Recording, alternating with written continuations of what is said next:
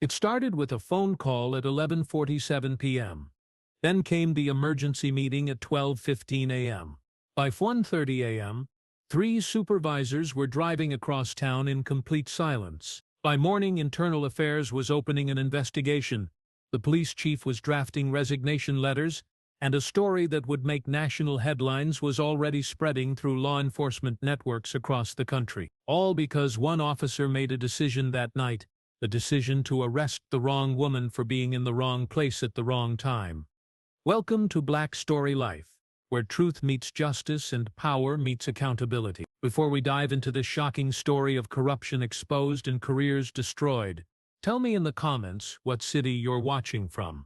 And if you believe police officers should be held accountable for their actions, hit that subscribe button. This story will change everything you think you know about authority. The downtown park was unusually quiet for a Tuesday night in October. The kind of quiet that settles over a city after the business district empties out and before the late-night crowd emerges. Streetlights cast pools of yellow light across empty walkways, and the only sounds were distant traffic and the occasional rustle of autumn leaves. On bench number 7, about 50 yards from the main entrance, sat a woman in her early 40s. She wore dark jeans, comfortable walking shoes, and a navy blue jacket that looked expensive but not flashy. Her hair was pulled back in a simple ponytail, and she was reading a paperback novel, a John Grisham legal thriller, under the lampost's steady glow. Her name was Director Sarah Mitchell, though nobody in this city knew that yet. To anyone passing by, she looked like an ordinary woman enjoying a peaceful evening, perhaps waiting for someone or simply taking a break from a long day. But Sarah Mitchell wasn't ordinary, and she wasn't in this park by accident. She was the newly appointed director of the FBI's Civil Rights Division, and she'd been in this city for 3 days conducting what the Bureau called a routine assessment of local law enforcement practice. What they'd found in those 3 days was anything but routine. Sarah had spent her career investigating police departments, and she'd developed an instinct for corruption. The patterns were always the same: excessive force complaints that disappeared, evidence that went missing, internal investigations that led nowhere, and officers who seemed untouchable despite mounting complaints from the community. This city's police department had all the red flags. 6 blocks away, Officer Marcus Reed was finishing up what had been a frustratingly quiet shift. Marcus was 29 years old, built like he spent serious time in the gym, with the kind of buzz cut and squared shoulders that screamed authority. He'd been on the force for 8 years, and in that time he'd developed what his supervisors called proactive policing techniques. What the community called it was harassment. Marcus had a particular talent for finding reasons to stop, question, and arrest people who, in his opinion, didn't belong in certain parts of the city. Young black men walking through upscale neighborhoods, Hispanic families gathering in parks after dark, anyone who looked out of place in his mental map of how the city should be organized. Tonight he was looking for one more arrest to boost his monthly numbers. His sergeant had made it clear that officers who didn't meet their quotas might find themselves working less desirable shifts, and Marcus had no intention of being transferred to some dead-end patrol route. That's when his radio crackled with a report that made him smile. Unit 24-7. We've got a possible vagrant in Riverside Park. Caller reports suspicious person loitering on park bench. Respond and assess. Marcus grabbed his radio. Unit 24-7 responding. ETA 2 minutes. As he drove toward the park, Marcus was already building his case. Parks closed at 10. It was now 11:30. Anyone still there was trespassing. Simple as that. He pulled into the park's main entrance, his patrol car's headlights sweeping across the empty walkways. There, exactly where the caller had described, was a black woman sitting alone on a bench. Marcus parked and stepped out of his car, his hand instinctively checking his belt to make sure his radio, baton, and service weapon were all in position. He'd done this routine hundreds of times before. As he approached, Sarah looked up from her book. She'd heard the car arrive, had watched the officer get out, and begin walking toward her with that particular stride that cops use when they've already decided you're guilty of something. She'd been expecting this. "Evening, ma'am," Marcus said, stopping about 6 feet from the bench. Can I ask what you're doing here? Sarah closed her book, marking her place with a receipt. Reading, she said simply. Marcus's jaw tightened slightly. He didn't like smart answers, and he especially didn't like them from people who should be showing more respect for his authority. Ma'am, the park closes at 10 p.m. It's now past 11:30. You're trespassing on city property. Sarah looked at him calmly. I wasn't aware of the closing time. I can leave if that's what you'd prefer. She started to stand up, but Marcus held up his hand. Hold on. Not so fast. I need to see some identification first. Sarah paused, studying his face. This was the moment she'd been waiting for. The moment that would tell her everything she needed to know about Officer Marcus Reed. She could have shown him her FBI credentials right then. Could have ended this encounter in 30 seconds and sent him on his way with an apology and a story he'd be telling for years. But Sarah Mitchell hadn't become the director of the FBI's Civil Rights Division by taking the easy way out. She needed to see how far this would go. She needed to document exactly how Officer Reed treated citizens who couldn't flash a federal badge to make him back down. Am I under arrest for something? She asked. Marcus's expression hardened. In his experience, people who asked questions like that were usually hiding something. Ma'am, I'm conducting an investigation. I need to see your ID. Now. Sarah reached slowly into her jacket pocket and pulled out her wallet. But instead of pulling out her FBI credentials, she handed him her Virginia driver's license. Marcus examined it under his flashlight. Sarah J. Mitchell, Alexandria, Virginia. Clean photo, current address. No obvious red flags. What brings you to our city, Miss Mitchell? I'm here on business. What kind of business? Sarah could feel the interview shifting from casual questioning to something much more aggressive. This was exactly what she'd suspected was happening to other citizens in this city. I work for the federal government, she said truthfully.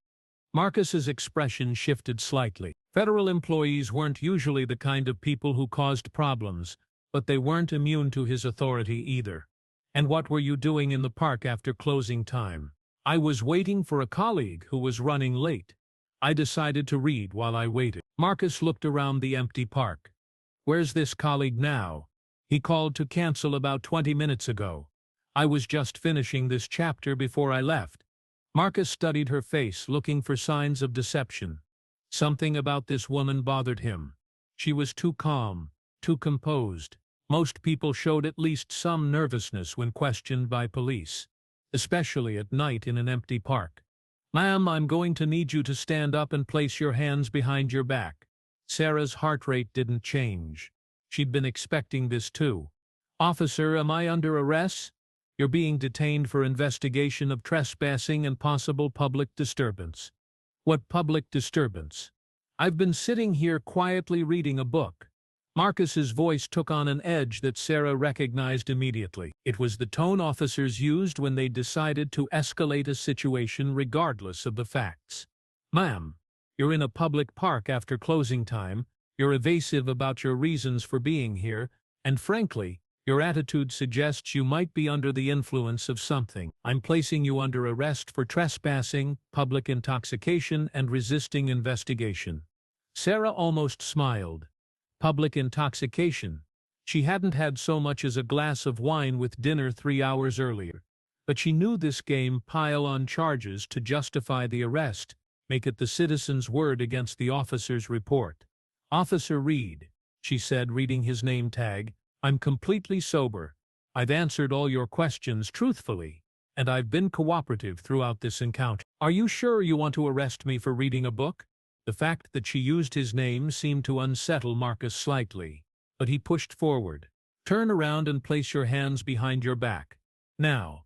Sarah stood up slowly, her book falling to the ground. As Marcus moved to handcuff her, she said quietly, Officer Reed, I'm going to ask you one more time to reconsider this arrest. I think you should know that. I don't want to hear it, Marcus cut her off. You had your chance to be cooperative. The handcuffs clicked into place. Sarah felt the familiar weight of metal around her wrists, but her expression remained calm. She'd been in worse situations than this. As Marcus led her toward his patrol car, Sarah said, Officer Reed, I need you to call your supervisor.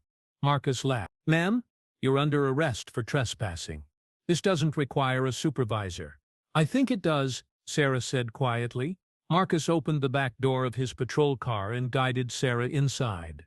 As he closed the door, he couldn't shake the feeling that something about this arrest felt different. The woman was too calm, too sure of herself. But he'd committed to this course of action, and backing down now would make him look weak. He climbed into the driver's seat and reached for his radio. "Dispatch Unit 24-7. I've got one in custody for trespassing and public intoxication. Transporting to central booking. Copy Unit 207. Any assistance needed?" Marcus looked in his rearview mirror at Sarah, who was sitting quietly with her eyes closed. "Negative. Subject is cooperative." As they drove through the quiet streets toward the police station, Sarah was running through procedures in her head. She knew exactly what would happen next. Booking, fingerprinting, a phone call, and then the moment when Officer Marcus Reed's world would come crashing down. The central booking facility was a typical small city operation: fluorescent lights, plastic chairs, and the smell of industrial disinfectant mixed with stale coffee. Marcus led Sarah through the process with practiced efficiency: personal property inventory, digital fingerprinting, photographs. Through it all, Sarah remained polite but said nothing beyond answering the basic booking questions. She gave her real name, her real address, and when asked about her occupation she simply said, "Federal employee." "All right, Ms. Mitchell," said the booking sergeant, a heavy-set man in his 50s named Williams. "You get one phone call. Who would you like to contact?" Sarah looked at the phone, then at Marcus, who was finishing his paperwork at a nearby desk. "I'd like to call FBI headquarters in Washington, D.C. Both Marcus and Sergeant Williams paused. Williams looked at Marcus with a questioning expression. "FBI?" Williams asked. "Ma'am, are you an FBI agent?" Sarah shook her head. "No, I'm not an agent." Marcus relaxed slightly. "Probably some secretary or file clerk trying to sound important." "Well, it's past midnight," Williams said. "Are you sure someone will answer?" Sarah smiled for the first time since her arrest. "Oh, someone will definitely answer." She dialed a number she knew by heart, the direct line to the FBI's 24-hour operations center. The phone rang twice before a crisp voice answered. "FBI Operations Center. This is Agent Morrison." "Agent Morrison, this is Director Mitchell. Badge number 2047. I need you to patch me through to Assistant Director Chen immediately." There was a pause on the other end of the line. "Director Mitchell? Ma'am, is everything all right? I'm currently in police custody in Richmond Heights. I need AD Chen on the line in the next 60 seconds. Marcus and Sergeant Williams were both staring at Sarah now. Something in her tone had changed. Gone was the quiet compliance, replaced by unmistakable authority. "Yes, ma'am. Patching you through now." Another voice came on the line, wide awake despite the late hour. "Sarah? What the hell is going on?" "David, I'm at the Richmond Heights Police Department. I've been arrested by Officer Marcus Reed for trespassing, public intoxication, and resisting investigation." The silence on the other end of the line was deafening. Then, "You've got to be kidding me. I wish I were." "David, I need you to activate Protocol 7 immediately. Full documentation, complete review of all cases involving Officer Reed for the past 2 years, and I want a team here within the hour." "Sarah, are you hurt? Did they—" "I'm fine. But David, this is exactly what we suspected was happening here. Officer Reed just provided us with a textbook example of discriminatory policing practices." Marcus was now standing directly behind Sarah, his face pale. Sergeant Williams had stopped pretending to work on other paperwork. The voice on the phone, Assistant Director David Chen, was all business now. "Sarah, are you somewhere you can speak freely?" Sarah looked around the booking area. "Define freely. Are the officers who arrested you listening to this conversation?" "Yes." "Good. Put one of them on the phone." Sarah held out the phone toward Marcus. "Officer Reed, someone would like to speak with you." Marcus's hand was shaking slightly as he took the phone. "Hello? Officer Reed, this is Assistant Director David Chen, Federal Bureau of Investigation. The woman you just arrested is Director Sarah Mitchell, head of the FBI's Civil Rights Division." She is currently conducting an authorized federal investigation into your police department. Marcus felt like the floor had dropped out from under him. His mouth moved, but no words came out. Chen continued, his voice cold and professional. Officer Reed, you have just arrested a federal law enforcement official in the course of her duties. I'm going to ask you some questions, and I strongly advise you to answer them truthfully. First, what were the charges you used to justify this arrest? Marcus's voice cracked when he finally spoke. Trespassing and public intoxication. Was Director Mitchell intoxicated when you arrested her? Marcus looked at Sarah, who was watching him with the same calm expression she'd maintained all evening. I don't, she seemed. Officer Reed, yes or no? Was she intoxicated? No, Marcus whispered. Was she trespassing? Marcus hesitated. The park was closed. Officer Reed, according to your own department's records, there have been no arrests for park trespassing in the past 18 months. Why did you choose to arrest Director Mitchell for this particular violation?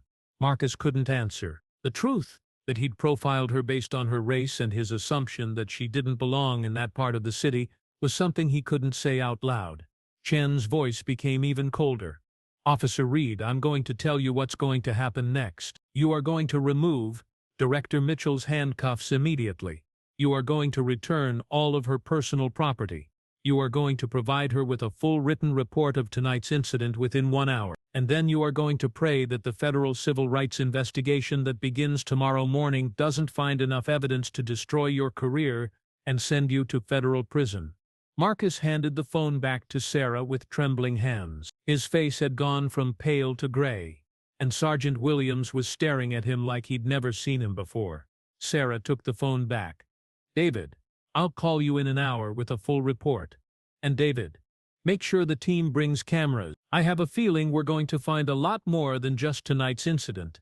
After she hung up, the booking area fell into complete silence. Marcus fumbled with his keys, his hands shaking so badly he could barely unlock Sarah's handcuffs. As the metal restraints fell away, Sarah rubbed her wrists and looked at Marcus. Officer Reed, I need you to understand something. This isn't personal. This is about a pattern of behavior that violates the civil rights of the citizens you've sworn to protect. Marcus couldn't meet her eyes.